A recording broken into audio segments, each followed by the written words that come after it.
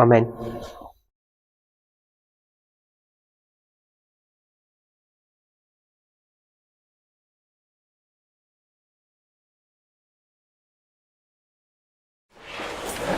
So people had some questions or some comments to make, and I said we'd pick them up now. I can't remember who had their hand up, who had a comment that they wanted to make. Was there someone over here? So about October the 3rd. Okay, so we'll do that one in a second. Can't hear you? I need some explanation. Unleavened bread, white's rest. Yeah. Any other questions? That question. When you asked what logic the millerists were using, we said, okay, they understand the third decree is about the restoration of Jerusalem. But when they look at the first decree, he is in Babylon. Babylon is not Jerusalem. So he has to get to Jerusalem for the work to begin. So Sino says for 4 months they will travel. On the first or the 5th month they get to Jerusalem. But if you look at chapter 7, he was also required to go and restore the government. He says obviously it's not taking 2 or 3 days, but he approximates around 2 months to restore the government. So the actual work began on the 7th month. So, if we go to Ezra, the 3rd point, the logic that they're going to use for Ezra is that the decree, which is the 3rd decree, and interestingly enough, they're not even handling the 3rd decree in a Millerite thinking, so all of that is out of sync. They're going to say that his project is to restore Jerusalem. Restoring Jerusalem kind of sounds like restoring the sanctuary, or God's people are going to be restored. They're in Babylon, they're in captivity, and they need to come out of captivity. So from the spring to the summer, they're traveling. They get to Jerusalem in the 5th month, but part of their project was to not only go to Jerusalem with some treasures, but also to restore government. That's part of the restoration process. That's what you're saying? And it's the restoration process that's going to take some time, so they're going to use that as leverage to say, you're in the 5th month and it's going to take some time, maybe around 2 months, which will take you to the 7th month.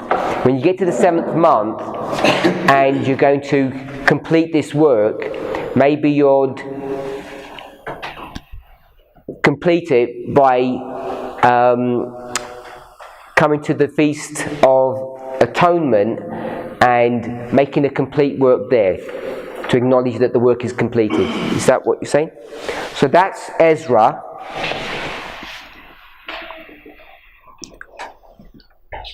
$677. I'd missed 677. Let's do 677.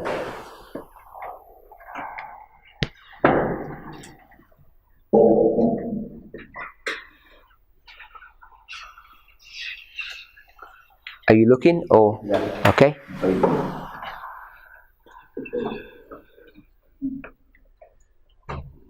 So the autonomal ones, which is autumn, we've already done that. First Advent is all the spring. Second Advent is the autumn. So we've done it simply at that level. In the autumn, there's going to be trumpets. The Feast of Trumpets, we'll hold on for one moment. The main one I guess would go with is the Day of Atonement, which is the cleansing of the sanctuary, which is Daniel 8:14. So they believe that Christ is going to come back and cleanse the sanctuary, which is the earth. Go to 2 Peter chapter 3 to show that. And then they understand that the Feast of Tabernacles is something connected with the return back to heaven, or some kind of component of that. I'm not sure how much they understand about the millennium judgment in the way that we do, or what's going to happen about that and the lake of fire. So that's the autumn. Got it?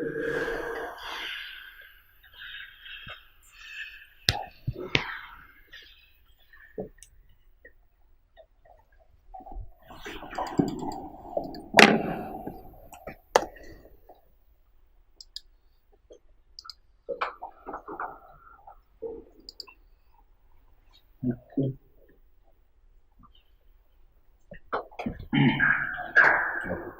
is, I don't know what there is. I don't know if you call or magazine called the True Midnight Cry.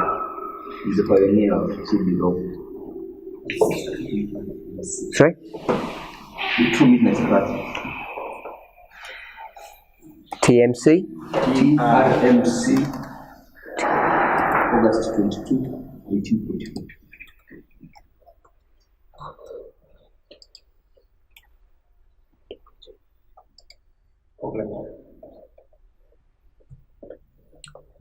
August 22nd, 1844 by Samuel Snow.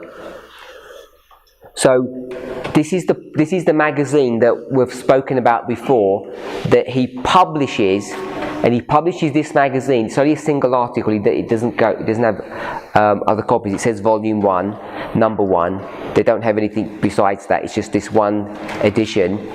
And he does that because they're not publishing his Midnight Cry message in the regular channels, so he sets up his own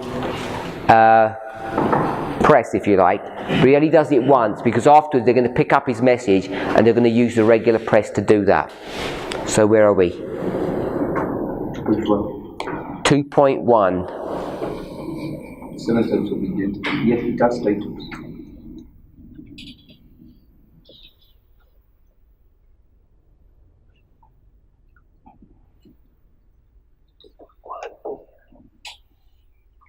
Seven times of the Gentiles. We're going to read it all. Sorry? See, to make a decision how much you give, but we get the point. I'll read it. It'll be relatively quick, hopefully. The 7 times of gentle domination over the Church of God, spoken in Leviticus 26, began with the breaking of the pride of the power at the captivity of Manasseh, king of Judah, 677. This is the date assigned by all chronologers for the event. The 7 prophetic times amount to 2,520 years. As proof of this, see Revelation 7, where 3.5 times are equivalent to 1260 years. A time therefore consists of 360 solar years, which multiplied by 7 makes 2,520. Had this period commenced with the first day of 677, it would have terminated with the first day of 1844. For 677 full years on one hand and 1843 on the other make 2,520 complete years. It has been supposed that the period would end in AD 1643, but as part of the BC 677, but as a part of BC 677 is left out, corresponding part of AD 1844 must be taken in to make the period complete. Period would end. When it says 1643, that should be 1843. That's a typo, isn't it? Yeah. Let me read that. It has been supposed that the period would end in 1843, but as the part of 677 is left out, a corresponding part of AD 1844 must be taken in to make the period complete. So, just a summary of all of that. They're marking 677, and they're saying that it doesn't begin at the beginning of 677. It begins sometime into 677. Very similar to the language that we use about 457, using the same arguments. It must have been in the autumn that Manasseh was taken captive. As proof of this, see Hosea chapter 5, verse 5, Isaiah 7:8, Isaiah 10, verse 11. Hosea declares that Ephraim and Manasseh and Israel shall fall, and that Judah also shall fall with them. Isaiah represents the king of Assyria threatening to do to Jerusalem as he had done to Samaria. Therefore, the final carrying away of the 10 tribes was before the invasion of Judah, and in the same year. The prophecy of Isaiah chapter 7, verse 8 is correctly dated 742. 65 years from that point brings us to 677. In that year was the final breaking of Ephraim. It should not be a people. The history of this we find in 2 Kings chapter 17. Kings did not go forth on their warlike expeditions in autumn or winter, but in spring or summer. Therefore, in the spring or summer of 677, Esarhaddon and the Assyrians commenced removing the remnant of the 10 tribes of the cities of Samaria. And when they had accomplished this, they brought foreigners and placed them in their stead to inhabit those cities. Having performed this work, which necessarily occupied some months, they then were ready to invade Judah. So in the autumn of 677, they took the city of Jerusalem and bound her king with fetters, carried him to Babylon. Okay, so the logic that they're using is 742. There's a 65-year prophecy that takes you to 677. So we're okay with that, hopefully. In 677, we know... Now let me go back to 723. In 723, King Hoshea is taken, the capital of Samaria is taken. We've discussed Isaiah 28, but not all of the land is taken. So Samaria as a country, as a people, is essentially taken in two steps. First in 723, then in 677. First the head is taken, and then the body is taken. When the body is taken, what they end up doing is taking all the remnant of the people that are left, and which we would essentially call genocide, even though they didn't kill them, they depopulate the land, and then they bring in new people to take over the land, so the land isn't overrun by wild animals. So that's the logic that's going on. So in 677, the completion of the work is done. It begins in 723, where the head is taken, then the body is taken. Now, in 677, when they take the rest of all the country, they depopulate it and substitute it with their own people. They don't stop there. They go southward to take Jerusalem. And Jerusalem, only the head is taken, following that same principle, but not the land, if you like, or the body. Just the head, not the body. So it's going to follow the same principle. And the argument that they're making is, we know, logic, that when kings go to make war, they don't do that in the autumn. They prosecute war in the spring or the summer. So the logic that they're using is, when they first take Ephraim, the body, before taking Judah, the head, they're going to begin that work in the spring or the summer. They say it takes them some time to do that, logic. Therefore, by the time they come to Judah, it's past spring, past summer, now you're into the autumn, where they're going to take Manasseh. Understand the logic? So when you mark 677, what are we marking? Are we marking the southern tribes or the northern tribes? When Miller is doing the 677, 25-20. He's quite explicit about that. He says, I'm doing it with the southern tribes, not the northern, because if it's the northern tribes, he would depict 723. So if it's the southern tribes, it can't be the spring or the summer, because that's when the northern tribes were being dealt with. So he has to pick the autumn, and so you're going to go from autumn to autumn, not from spring to spring. Or you're not going to go from the beginning of 677, you're going to go midway into that. Everyone understand the logic? So I like that logic. It's a nice logic, and it's all to do with when do you do what? When do you go to war?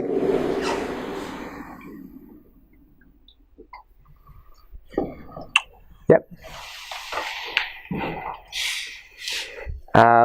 6,000 years. Let's scroll up. Oh, scroll up. See, but in this 2 minute prior to sufficiently, but if you go to the letter that he had written around February, it covers good space about it and explains that the world must have been created in autumn. So the end of the world must also happen in autumn. But in this one, he's not going to be clear. He doesn't mention it here. Yeah. I'll look for it and then probably in the next class. Okay, so I'll just go with this. He says, according to Ussher's chronology, which is commonly received, this is 1.3, the Christian era commenced in the year 4004 BC, but Ussher has lost, in the time of the judges, 150 years.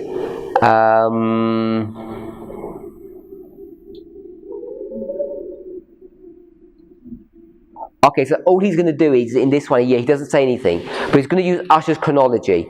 And he's basically just going to say that Ussher says the world was created in October. Is that basically his logic? So he's going to say the 6,000 years, he's going to use Ussher, and Ussher uses a logic that says that the world was created in October or in the autumn. So if it began in the autumn, it will end in the autumn. 6,000 years, end to end. Are we okay with that? And the week of Christ. What are we going to do with the week of Christ?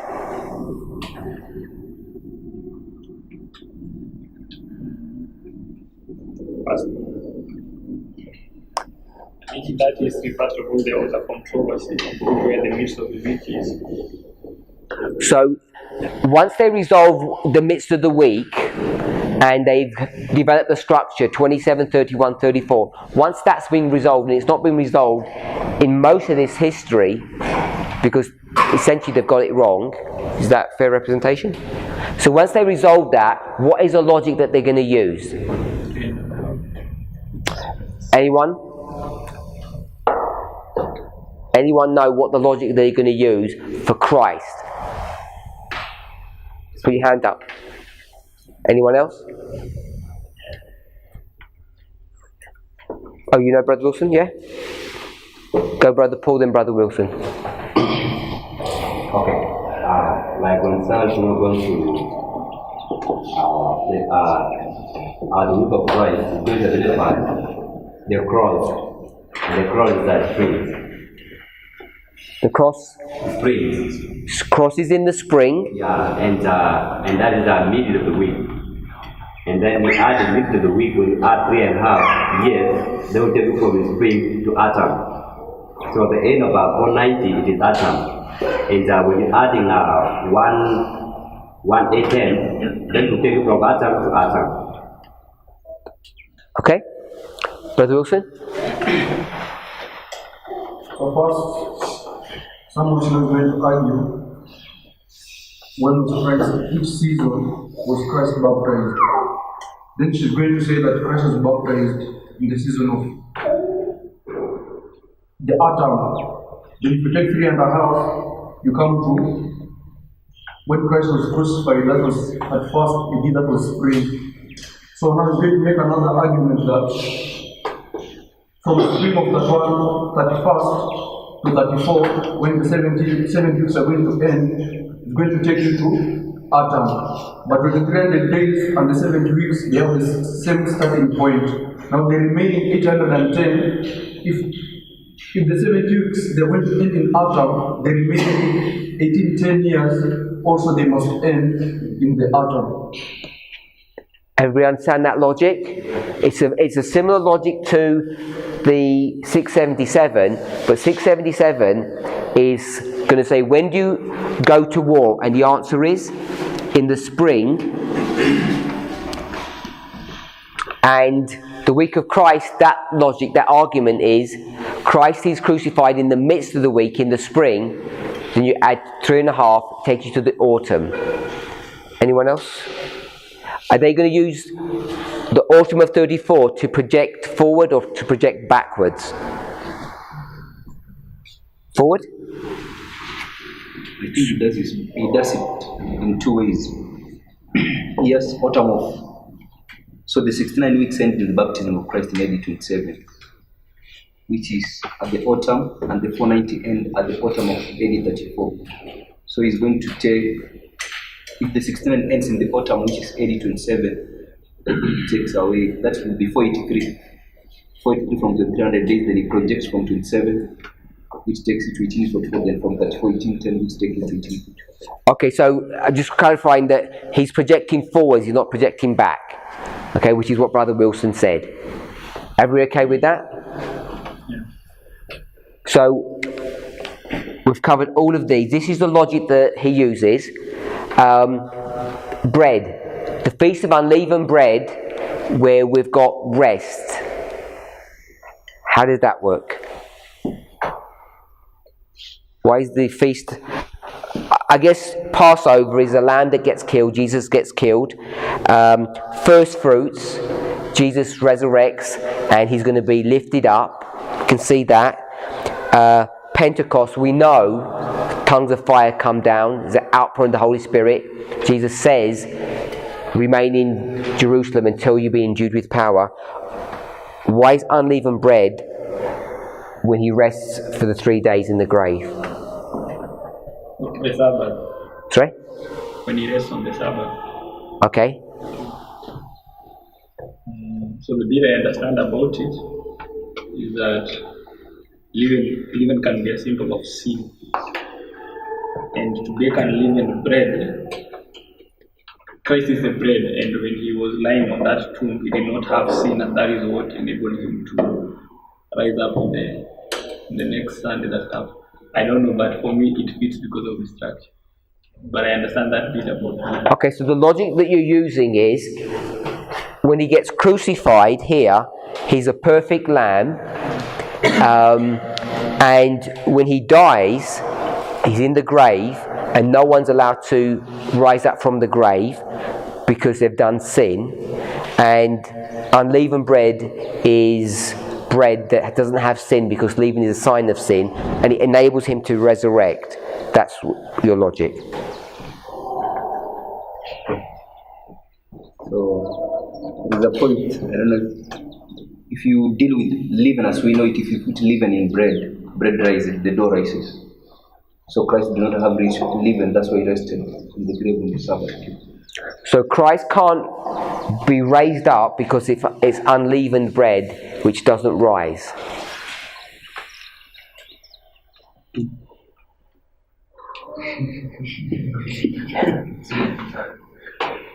Brother Kevers, people find all of those answers funny, I don't know. I think I'm going to agree with Brother Robert. It's a little bit louder. I'm going to agree Yep. with Robert because when Christ came upon the face of the earth, 1,000 times, he became sin for us. In other words, our sins were placed upon him. And as he's dying on the cross, we know Sister says that there was a separation, there was a pillar of darkness that separated him between the Father and the Son. Yeah, our sins have been put upon him. Is this Gethsemane? Yeah. Okay. So, Or the cross, when you said he's separated from the Father. yeah, but even the cross, I mean the cross, because You meant the cross. yeah, Okay. the cross, Father says that he will not receive the concept. His Father circumcised the face. I didn't hear what he said, the Father. I'm saying even the cross there was that kind of separation. Okay. Because Sister White says you read that life of the cross that you do not see the Father circumcised the face. Okay. So I'm saying that the truth of our sins, in other words, yes, our sins were placed upon him and he became sin. And as he goes, as he dies, then he's resurrected in humans. So I agree with the logic that he had to fulfill that feast of the unleavened bread. Now, if we go to, I know that this is correct, What's the logic when you say he had to fulfill the Feast of Unleavened Bread? The logic I'm saying is when he partook of our sins, our sins were imputed upon him. So when he dies, he's going to resurrect in newness without that sin. Yeah. And I'm connecting this with, I think it's in Leviticus, when maybe I'm open for correction on this. The feast, there was a bread that was being baked, and they were to put leaven in it, but they were to bake it until the leaven was removed. Okay, we'll deal with that one in a moment, so I want to go to that. Was that part of your logic? I was trying if I can make a connection also. Okay, so let's make that connection then. So, the feast that you're referring to there is Pentecost, which is the wheat harvest. So they have the wheat harvest, and they're going to thresh the wheat, grind it, make it into bread, leavened bread. So it's got sin in it, and it's going to raise in the oven, and it's going to be baked, I'll say it this way, baked so hot that the leaven dies. And so when it comes out, it is baked bread that had leaven in it, but the leaven is dead. So you've got Pentecost, which is leavened bread, and you've got I was going to try and say it in another way. You've got the Feast of Unleavened Bread, which is unleavened bread. So you've got two separate feasts, and one is unleavened bread and one is leavened bread. So what is Pentecost dealing with? Who is it dealing with?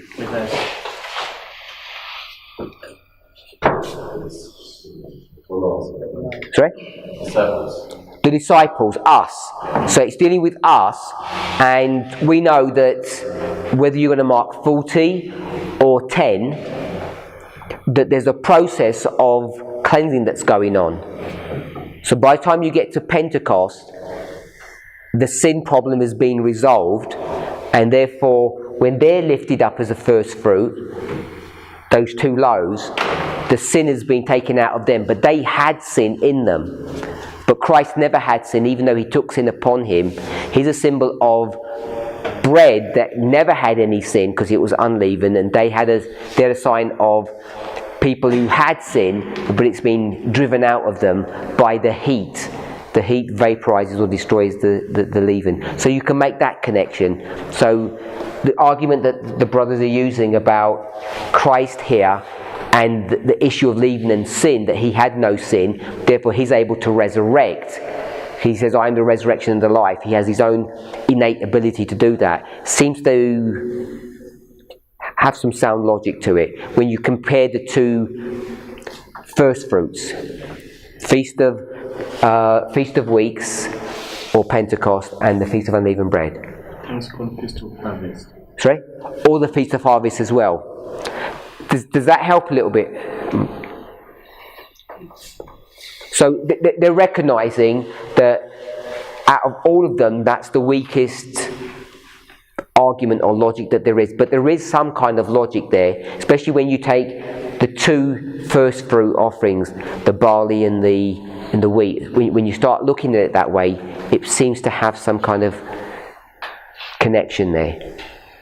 So there is a quotation where it says that in the first Advent, those feasts were fulfilled in the time and the event. Mm-hmm. So what if you use this logic? Passover was 14th day of the first month. You skip bread, you count first fruits was 16th day of the first month, and you start again 50 days later, Pentecost. 15. Therefore, the bread we have there comes on the 15th, which is the exact date on the Feast of Unleavened Bread, the 13th. Say that again. Now the bread comes on the 15th day of the first month, and that is the exact time when the Feast of Unleavened Bread began to be celebrated for 7 days. Which is when Christ is resting. Yeah. So you're using not only the type, but the time. So when you use the time, it fits into that structure. Sistram? What was in the 7 days? of the Sabbath? Because there's another version of the 7 days. It's been So I see a distinction between the period in the 7 days and the first day. The first day specifically, no survival work was to be done there, but in the rest of the days, people have done survival work, and also the 7th day of the Feast of Unleavened Bread, no survival work was to be done there. So I see the rest there with the rest on the first day of the Feast of Unleavened Bread. So that then makes the first day of the unleavened bread Sabbath. So the first day is the Sabbath, and the 8th day is the Sabbath, I think. So I don't want to spend the class trying to hammer this out. There's an acknowledgement that we don't understand everything about it. If we're happy to move on just with that understanding, there's enough evidence that with respect to the time, it's the Sabbath where Jesus rests. There's a distinction between Jesus and his disciples. Jesus never had sin, always unleavened. The disciples were full of sin, but it gets burnt out of them by the trials that they have to go through.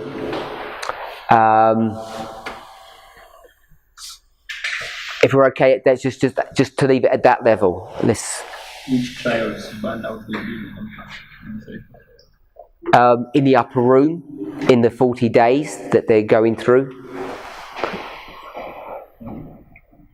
You could argue going back to 3.5 years, I guess.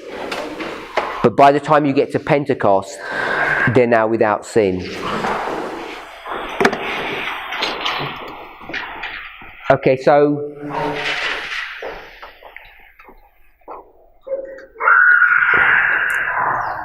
why did we even go here for? Why did we even go to these feasts?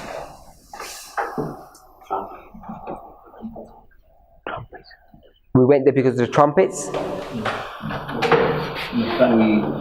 came here to April 19th, the increase of knowledge, and we were trying to give the argument. Oh yes, it's the increase of knowledge, and we're trying to give the arguments of what the increase of knowledge is. And it's 1, 2, 3, 4, 5 pieces of logic. 6,000 years, Usher says the world was created in the autumn. The week of Christ was crucified in the midst of the week, in the spring. 3.5 later takes you to the autumn. Ezra says it's all about the restoration of Jerusalem. Jerusalem is God's people. It can't be restored in the spring because they just left Babylon. They enter Jerusalem in the 5th month, and the work still hasn't completed. So it's going to take them another 2 months to get to the autumn. So that's Ezra. 677, the kings begin to make war in the spring, and they've completed that war in the autumn. And then the autumnal feast. So we looked at the autumnal feast, and we've got 3 of them here. Feast of Trumpets, Atonement, and Tabernacles. So they're the 3 that are the autumnal feast. When he talks about the autumnal feast, which one does he focus on? He just focuses on Day of Atonement. I don't think he really addresses the other 2. He addresses them. He does? Yes. In detail? Yeah. Okay.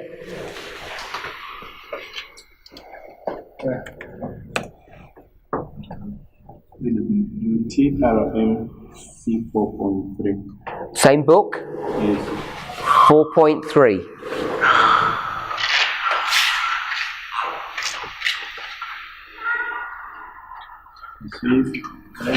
So I'll read. This is the types. It begins 4.1. And I'll read 4.2. Thus we see that those types that pointed to the events connected with our Lord's first coming were fulfilled exactly at the time of their observance. And everyone who is not willingly blind must see and feel too that those which remain unfulfilled will be fulfilled with an equally strict regard to time. Not only so, but Christ himself confirms this argument from analogy by saying that one jot or tittle shall in no wise pass from the law till all be fulfilled.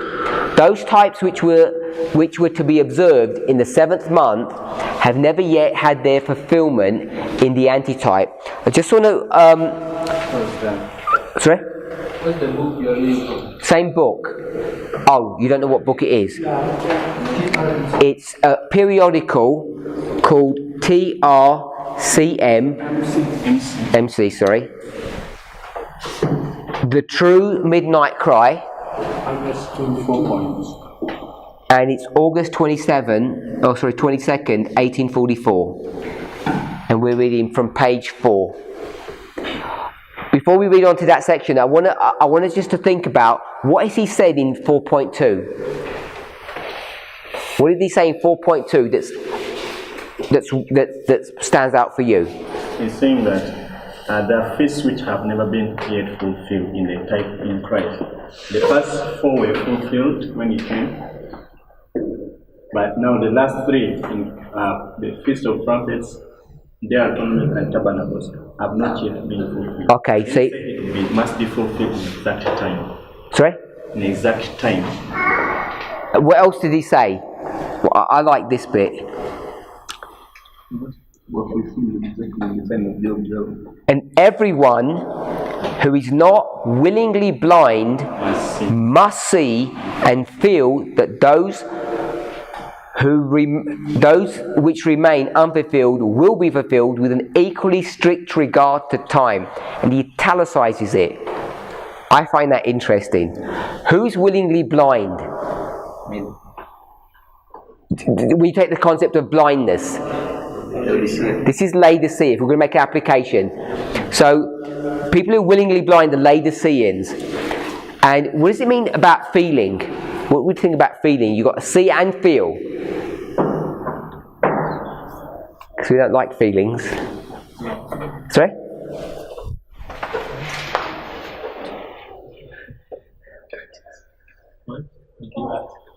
Why does he say feel?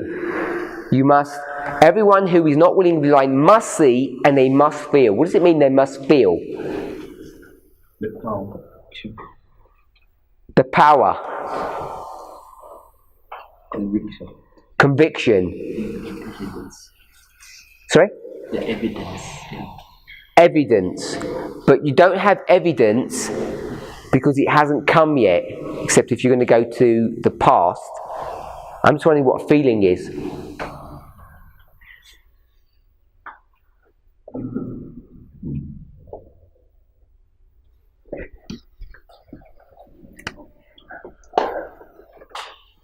Thoughts and feelings equals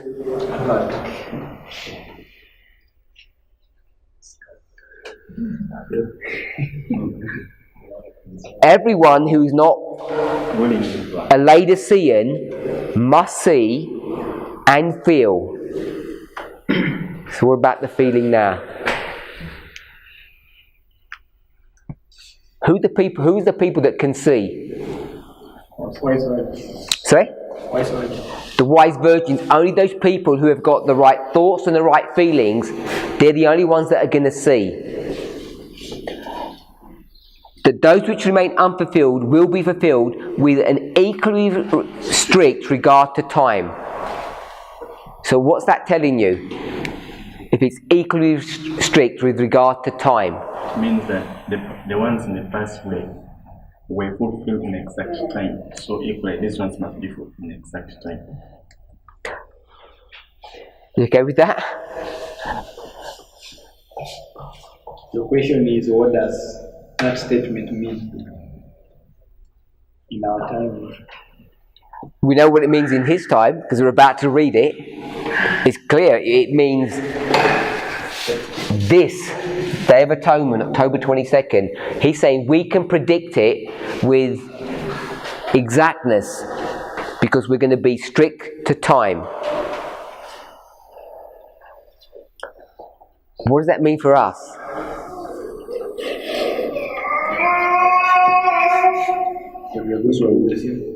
That we're going to do the same. That's why we're willing to see and feel that you are allowed to predict the exact time when events will take place. So we've got a problem. Who are you going to listen to? Samuel Snow or Ellen White? Snow. Brother Robert's going to go with Snow. Brother Benjamin, you're going to go with? Really? You're going to disregard pages of Spirit of Prophecy admonition to not listen to those heretical time setters. Why would you do that? Because of structure. Because of the lines. So the lines are going to guide and control you above a plain, thus saith the Lord. Is that right? My brother? I don't think Ellen White is contradicting with snow. I don't think Ellen White is contradicting with snow. So you can explain all those Ellen White quotes? Yeah. Where she says, we'll never have another message hung on time? Yeah, but I don't think they're in contradiction. Okay, that's a philosophical position. You want to approach the problem that way, but when we start going into the quotes, you'll be able to explain all the quotes that don't disagree with this statement. Then we have to also understand the time when she was writing that such quotations. 1904? Whereby she was saying there should not be the exact day, people to set the exact day. But if we see also in the Bible, there are so many differences where we see there are certain things which are not yet fulfilled. Okay, so you're going to use structures against this plain, thus saith the Lord. It's not against it. It's just our misunderstanding of her writing. What she meant at that time. Okay, so you claim that you can read Spirit of Prophecy and interpret it better than other people. Yes, you are? Because you said we don't have a message hung on time. We'll never have another message hung on time.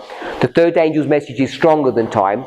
You're going to tell that person what that means. Because they're just saying, third angel's message is stronger than time. No time. You're going to say, no, let me tell you what that actually means. No?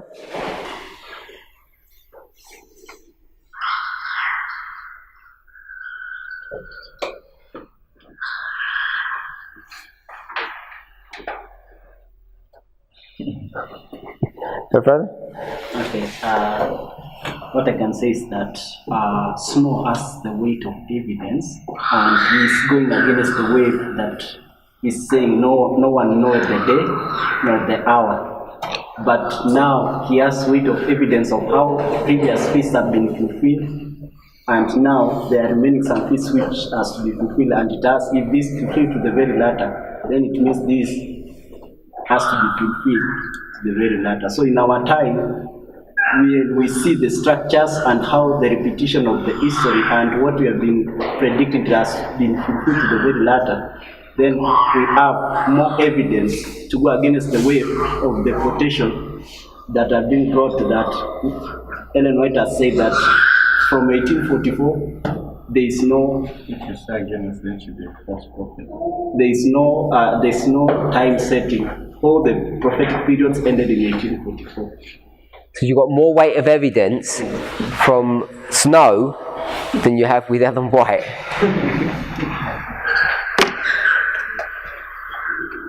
Okay. I like that bit. Not willingly blind, and you have to have the right character. Then you'll see that we're going to do this. Next paragraph. On the first day of that month, as we learn from Leviticus 23, was the memorial of blowing trumpets. Blow the trumpet in the new moon in the time appointed on our solemn feast day. But in the days of the voice of the seventh angel, when he shall begin to sound, the mystery of God shall be finished, as he hath declared to his servants, the prophets. On the first day of the seventh month, 6,000 years being complete from the first day of the week of creation, the great millennial Sabbath will be introduced by the sounding of the seventh trumpet. Another type is given in Leviticus 23, that is the Day of Atonement or Reconciliation on the 10th day of the 7th month, in which the high priest went into the most holy place of the tabernacle, presenting the blood. I'm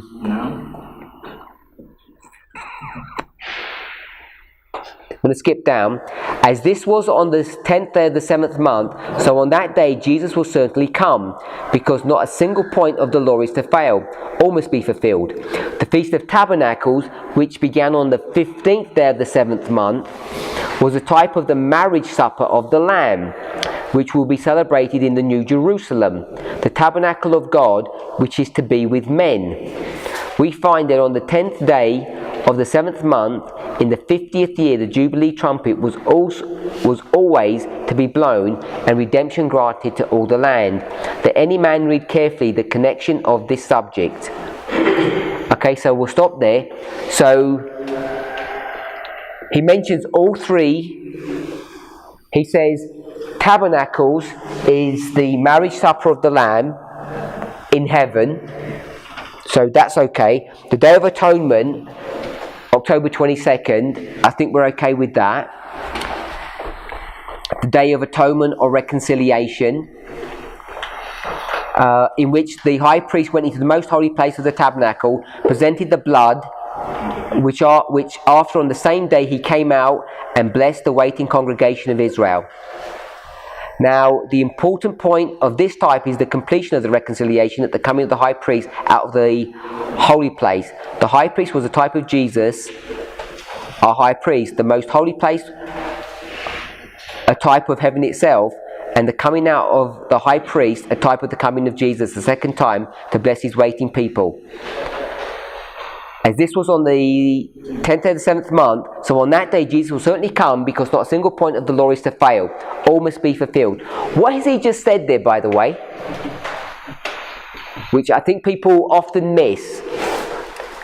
We read earlier that those angels in this history were going to teach them what? What are those angels going to teach them? The important movement, is this a movement or move? The important move that Christ was going to make in heaven. And what was that? Holy place to the most holy place. Did the Millerites understand that? No. So let me ask you a question. Was Samuel Snow a Millerite? Yes. Did Samuel Snow understand that? They understood there was an important move to be made. Did Samuel Snow understand that important move that Jesus was going to make in heaven? He understood that there was a move. You just said no. But he didn't, and From most holy place to the earth. That's what he did not understand. Let's read that carefully then. Let's read it carefully. I'm saying he understood the Day of Atonement properly. It's what? It's one day. Christ is ministering in the holy place. On the Day of Atonement, he goes into the most holy place, and he says that's what Christ did. When he finished that, he comes out and goes to the earth, which is the second advent. You okay with that? So Samuel Snow knows everything that we know. What didn't he know? That one day is as hundreds of years to the Lord. He doesn't know that. We okay with that concept? Yep. I think often we're not aware of that. So let me just read that bit again. Now the important point in this type is the completion of the reconciliation of the coming of the high priest out of the most holy. So that's when he leaves. The high priest was a type of Jesus, the most holy place a type of heaven itself. Is that correct? High priest equals Jesus, earth and heaven, parable. Then it says the most holy place was a type of heaven. Where's the most holy place, the cleansing the sanctuary? Where's he marking it? Heaven or earth? Heaven. He's marking it in heaven. He's got it all correct. Do you agree with that, Brother Rogers? Just want to make sure that I'm reading it correctly. The most holy place on earth was the type of heaven itself. So he knows there's a heaven and earth. And the coming out of the high priest, a type of the coming of Jesus, the second time to bless his waiting people. So he comes out of the most holy place, is a type of the second coming to his people. So the most holy place is where? Heaven. The sanctuary is where? Heaven. This all happens on the 10th of the 7th month, and not a single point of the law is to fail. All must be fulfilled. So in this argument, he mentions nothing about the earth being the sanctuary is going to be cleansed with fire. He's got it all correct. Therefore, it means Samuel Snow and Miller's logic of the 20th of the 7th month are different. Yes. Because Miller is saying that the earth is the sanctuary that is going to be cleansed. This guy is making a totally different. The question is, here the sanctuary is wrong. Here there's been a stagnation, there's an increase of knowledge. An increase of knowledge on what? The time and the time and the event. It's all been straightened out because that's the work of what angel? It didn't quite tell us. It just says angels. And I'm not trying to mean it's those angels. It just says, how did she say it? Someone remind me? Angels. About the work of Christ. What does it say about that? Where's it found? Sorry? 248. Which book? Alright. Early Writings 248. Let's quickly go to Early Writings 248 so we've got that in our minds. 248.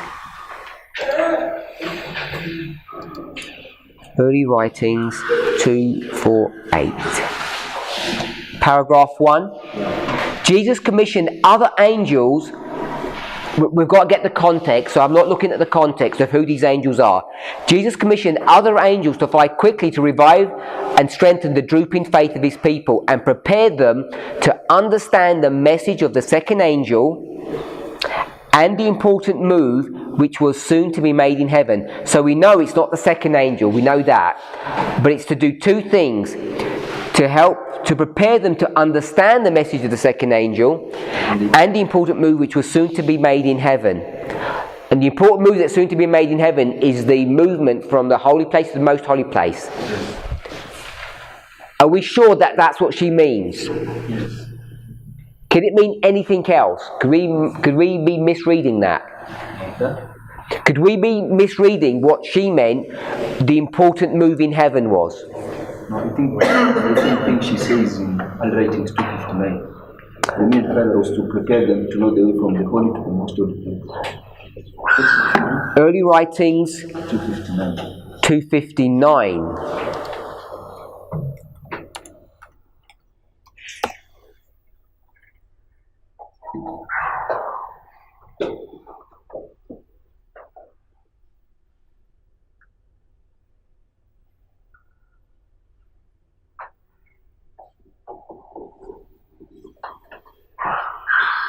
And what am I reading? Go to Handwriting 260, paragraph 1. We may look with horror. Okay. But you can skip. Those who rejected the first message cannot be benefited by the second. Neither were they benefited by the midnight cry, which was to prepare them to enter with Jesus by faith into the most holy place of the heavenly sanctuary. So is that defining who those angels are? Those angels will need the midnight cry. These ones are the midnight cry. We know that. It says, it doesn't say angels here. It just says midnight cry. So when we go back to 248, do we know who those angels are? Are they the midnight cry angels? Are those these ones? Can we proof text that? Is that too fast for everybody? Who's that too fast for? A couple of people? So if I heard one people, it must be for a couple of people. Okay, the reason we're here is all I wanted to pick up was it said that angels were going to show them the important movement in heaven. And I assumed in 248 that the important move in heaven was holy to most holy. But then I asked the question, is that what she really means, or does she mean something else? So we went to another passage, and it was 260, 12 pages on. It says, the midnight cry was to prepare them to enter with Jesus by faith into the most holy place. So the midnight cry was to prepare you for the most holy place experience. He moves, you move. And 12 pages before, angels were to prepare you for the same move. Jesus is moving apartments, and the angels are there to prepare us to move with him. So our our understanding, our interpretation is correct, that the move in heaven is the move of apartments. Are we okay with that? So that's all I went to. Then I'm just asking a question, who are these angels? We know they're not the second angel, but which angels are they? Jesus commissioned other angels to fly quickly. We haven't looked at this contextually. I'm 100% sure if you look at it contextually, we'll work out who those angels are. All we did is proof text.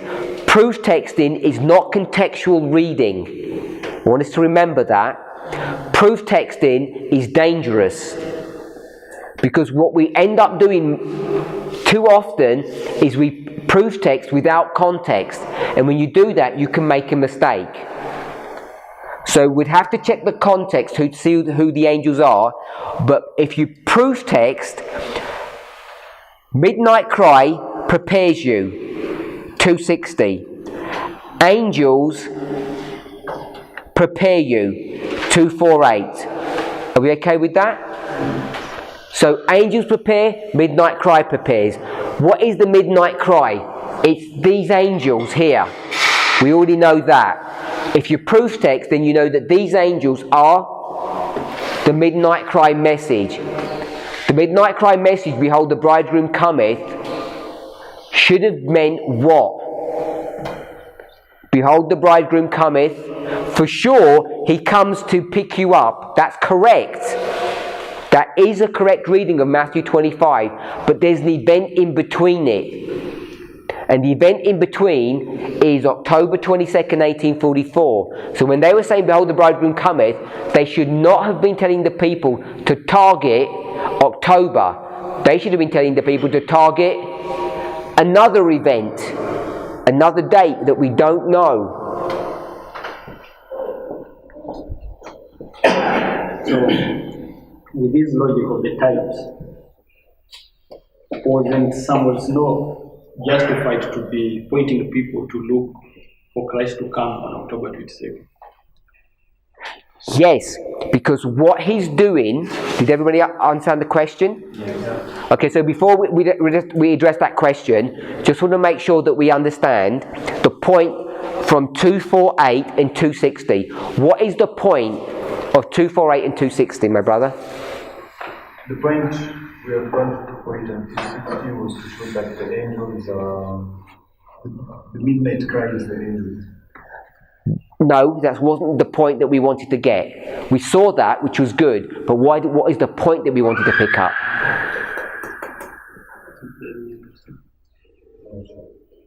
Okay, so I want us to be sure why we're here. Why are we here? I think because they are waiting for the bridegroom to come. You told us before, now you changed your answer. Okay. We are here to look for the important move We're here to find the evidence. You answer. Sorry? Evidence of the important hope. So we know before October, God has sent them light on what subject? On the sanctuary message from the holy place to the most holy place. He's given them that information already. They have it all. Now we know who was that person who has that light. Samuel Snow. He's recorded it. I'm not saying today is the first time we've ever known about this, but maybe it is for some people. But what I want us to see is that Samuel Snow has already worked out the sanctuary message. His problem is what? His problem is the application. He wasn't careful on one issue. What is the... When we come here and we say they were brought to a point of decision, I want to be careful about this, because it's not 100% true. But the point of decision was on what? In April. You've got to hold that thought. I'm bringing another thought to help us to explain something. What's the point of decision? Just recap. Methodology. What is the methodology? Year-day principle. I want to be careful now. It's not strict year-day principle. I'm not going to say 1 day equals 1 year. I'm going to say it's approximately equal to. So now he knows that the Day of Atonement is how many days? 1 day. So he's going to say, because he's now been given light by the angels, Christ has moved apartments. Type has met antitype. He's going to clean the sanctuary in 1 day, and when he comes out on the same day, he's headed to earth. Then, headed to earth, yeah? Then tabernacles. And how's he tripped himself up? Because in the literal it's 1 day, and in the antitypical it should be 1 year. So there is a trip up there. I'm not saying it's 360 years since 1844 when these things are going to be fulfilled. It's not that. It's a lot less. But he should have picked up that he can't just take it to be 1 literal year. So he makes this small glitch. But worse than that, no one's even listening to what he's saying. They're fixated on what? They're just fixated on the date. And that's the danger that I think we are now headed into. We're headed into this danger, this dangerous period. We're focused here on November the 9th, 2019, and all we're worried about is the date. And we've got that ticked off. Well, let's tick off that date. What's our next project? The next date, and the next date. And what we're going to miss, if we're not careful, is Samuel Snow has already told you what is going on. He might not have everything 100% right. He might have a small glitch, but he's already told you what's going on. And because they're fixated upon the date, they're not even listening. So when the date comes, it's a repeat of April. Those people who were genuine would have done what? What are you supposed to do in April here? Go back to the previous dispensation and stand firm on the methodology or on the light. We'll go with light. You go back and check the light. On October 22nd, what should you have done? You go back how far? Up to April. You go back to April and you review the material. You check what's gone wrong because it's documented. How many times was it documented by Snow? Once. He only publishes this paper once. If you miss it, you're in trouble. And he does it in this obscure way, but they have all the information. But because they're worried about the dates, not the events, they're going to miss it, and many people are going to fail. If we're going to follow what Snow says, if you're not willingly blind and you have the right feelings, you'll get it. You won't be deceived by this. Many of us, perhaps, are willingly blind, and we don't have the right feelings because we don't have the character. Our thoughts and our feelings are not right, and we're fixated about the date because we're all running scared, just like the Millerites were. But somewhere in the Midnight Cry message, all the information that we have to prepare us for the disappointment of Raphia is already there.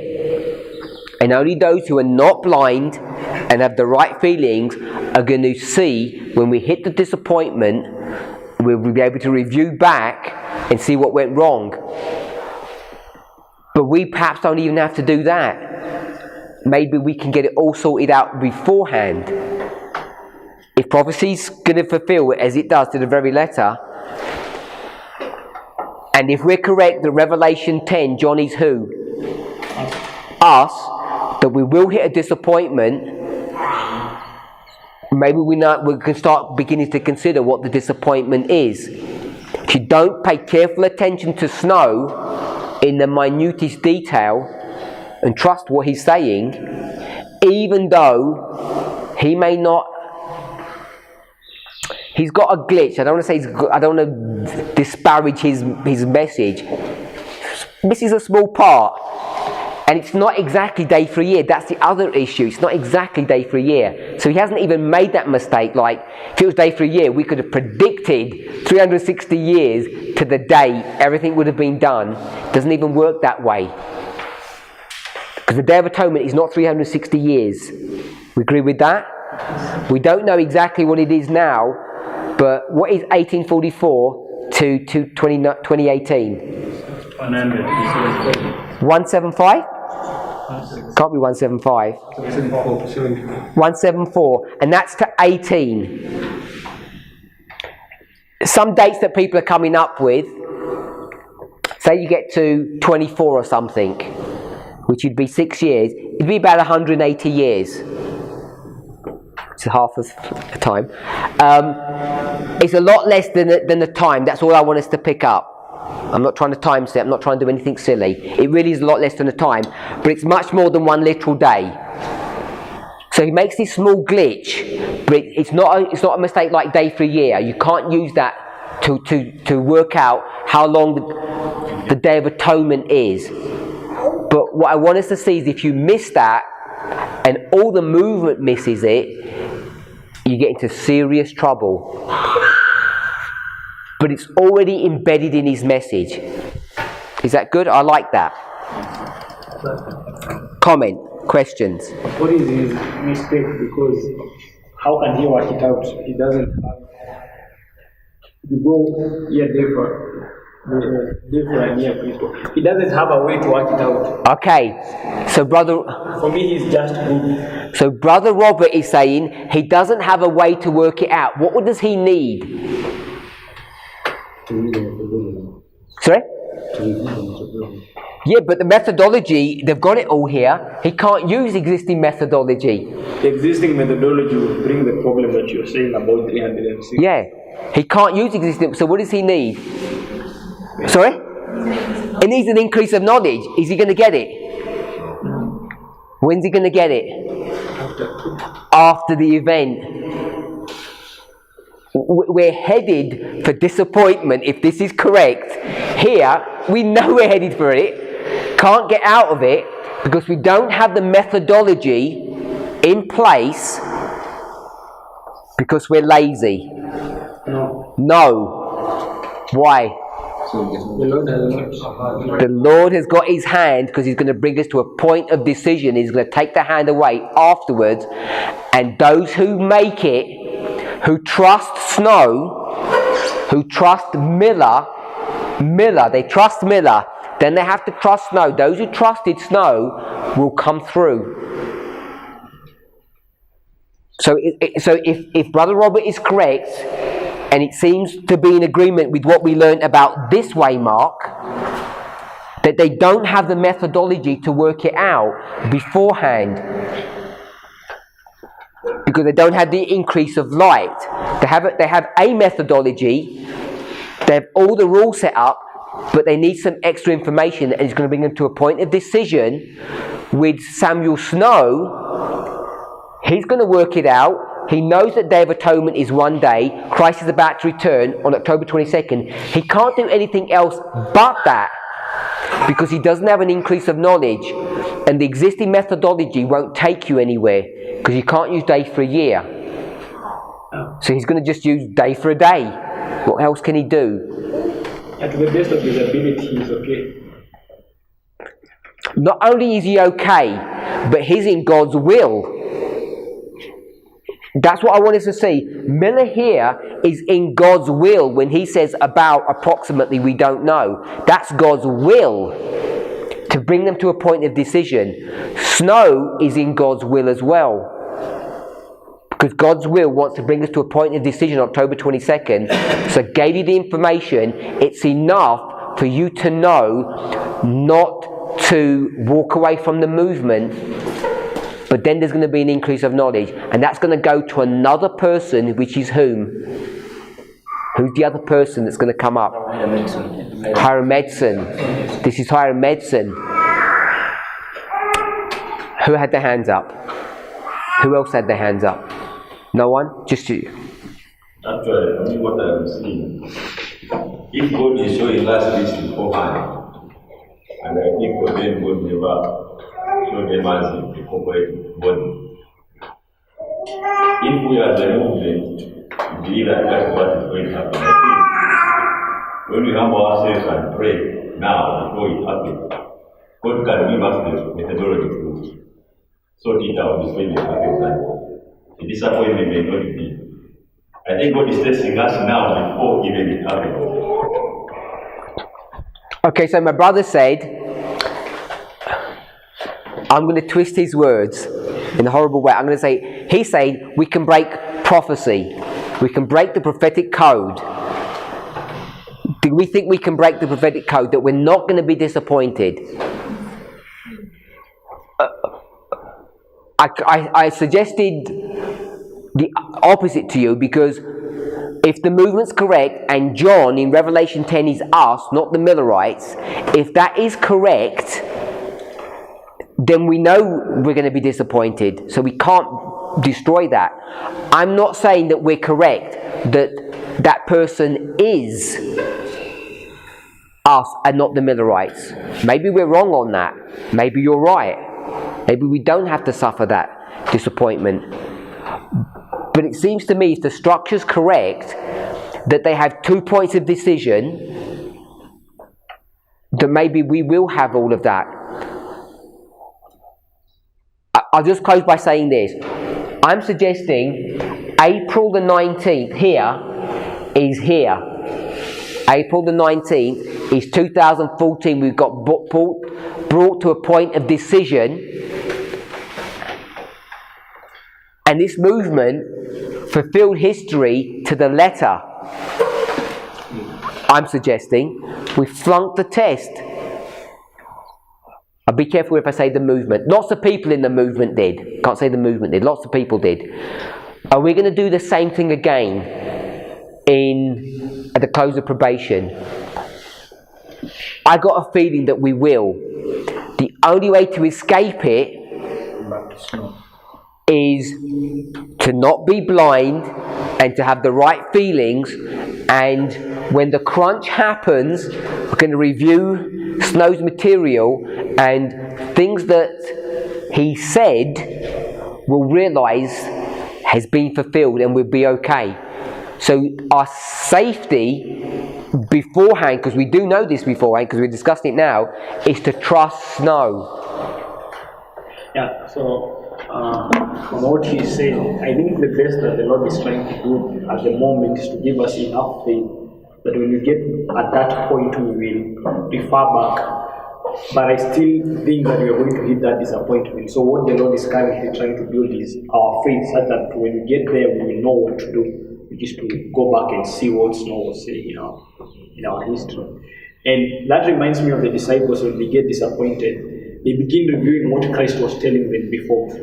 Because again, they had the same problem. They were not careful on what Christ was telling them. And GC 594 says they were unprepared for the event. I've got questions, but if you could hold the questions, because I've run out of time, I want to make a couple of points. Do we believe the everlasting gospel is a 3-step prophetic test that develops and demonstrates 2 classes? Yes. The 2 classes, that's all I want us to see. Is this the everlasting gospel we're talking about? Is there any hope that this, what we're studied, if this is true, that this video can go around this movement and everybody's going to say, we agree with you? No. Can't be. It has to be that there's going to be a group of people in this movement that are going to say, we don't agree with this and we're going to fail the test. It has to be if our definition of the everlasting gospel is correct. So the fact that we know this isn't going to save every single one of us.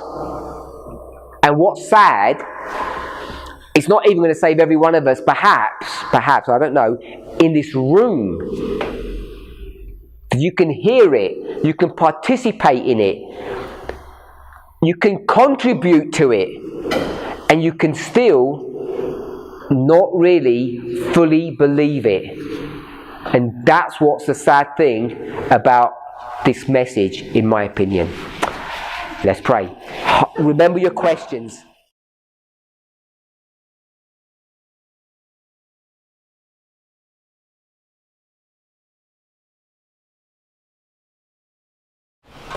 Our Heavenly Father, we want to give you praise and thanks. Lord, I want to give you thanks for the great light that you're showing us in this class about how the Millerite history worked, as you continue to bring to our minds things that we've even forgotten about, and when we bring them to the forefront of our memories, how they can have a new meaning for us today, here in the Midnight Cry history, that they never had in the past. Lord, help us to contemplate on these things. Help us to meditate upon them. May these things be the means of each of us evaluating our walk with you. Lord, please be with us and please guide us in these solemn moments of Earth's history. We ask for a special blessing upon the food that we're to eat also. In Jesus' name, Amen.